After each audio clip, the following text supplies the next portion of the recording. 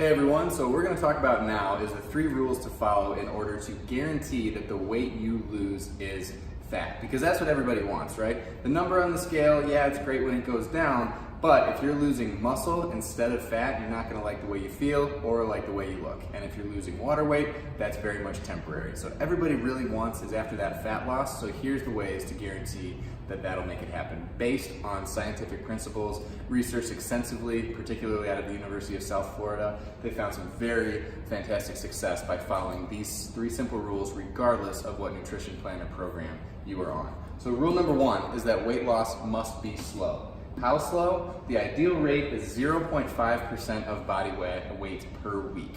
So for context, that means a 200-pound person is only losing 1 pound per week.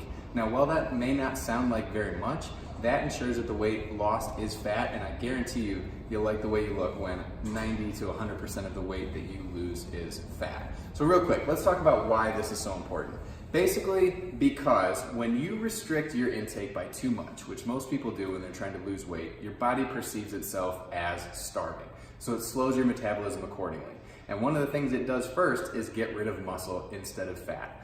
Fat takes a lot less energy, a lot fewer calories to sustain than muscle tissue. So your body's like, we need to get rid of this muscle tissue. We're in trouble. We're starving. We're going to get rid of that first. However, when you restrict in such a minimal fashion that you're only losing 0.5% of body weight per week, your body feels comfortable getting rid of the fat tissue because it doesn't perceive itself as starving. So this one, extremely, extremely important.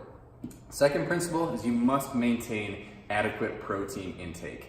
The ideal amount that they found is about 0.7 to 0.8 grams per pound of body weight per day. So again, for context, somebody who's 200 pounds is going to need about 150 grams of protein per day.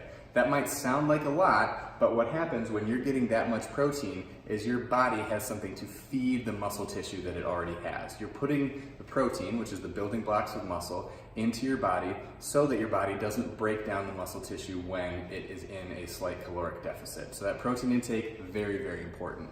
As an added benefit, protein digests very slowly, so it helps keep you full longer, reducing the temptation and the likelihood of overeating. And then the third principle is an optional one, but it will help speed the process. That is strength training.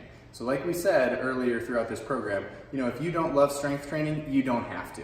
However, if it is something that you enjoy, it will absolutely help you lose fat. And the way it does this is because when you're strength training, you're sending your body the message, wow, we're putting ourselves under stress all the time. This is very difficult work. We better make sure that we hold on to every single ounce of muscle that we've got and maybe even make the muscles a little bit bigger. So, strength training, vitally important. And just to re-summarize here, the 3 principles to follow for fat loss to occur on any nutrition program.